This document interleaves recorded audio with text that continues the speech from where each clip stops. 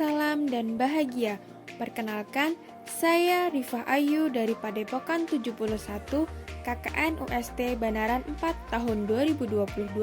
Di sini saya akan menyampaikan 7 hal yang perlu dipahami oleh pebisnis UMKM untuk meningkatkan penjualan.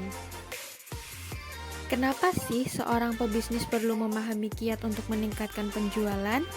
Nah, seorang pebisnis perlu memahami kiat untuk meningkatkan penjualan karena setiap pebisnis pasti menginginkan produknya laku terjual dan dapat memperoleh laba yang besar. So, tunggu apa lagi? Yuk pahami 7 hal yang perlu dipahami para pelaku UMKM untuk meningkatkan penjualan. 7 hal yang perlu dipahami oleh pebisnis UMKM. Yang pertama yaitu memahami nilai keunggulan atau value proposition yang unik dari produk atau layanan kita.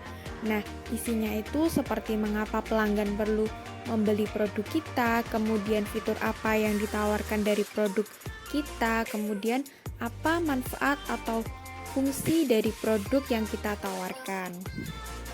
Yang selanjutnya yaitu menentukan target segmen pasar yang spesifik. Nah, untuk menentukan target segmen pasar yang spesifik ini, kita perlu tahu dulu bagaimana tingkat demografinya, kemudian bagaimana karakteristik geografinya, kemudian bagaimana segmentasi berdasarkan psikografisnya, dan yang terakhir adalah kita harus mengetahui segmentasi berdasarkan tingkah laku.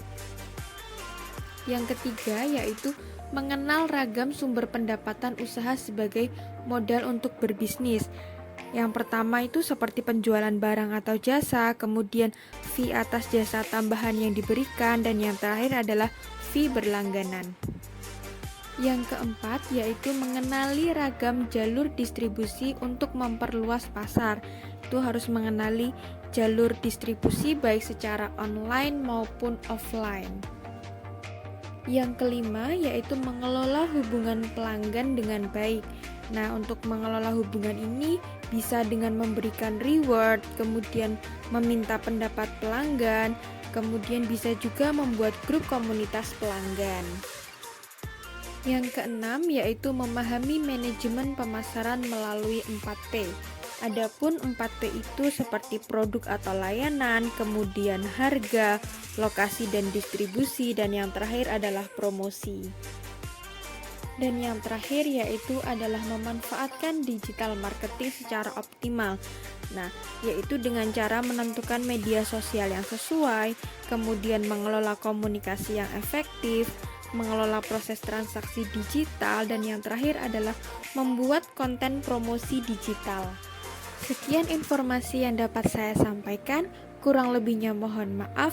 Terima kasih, salam dan bahagia.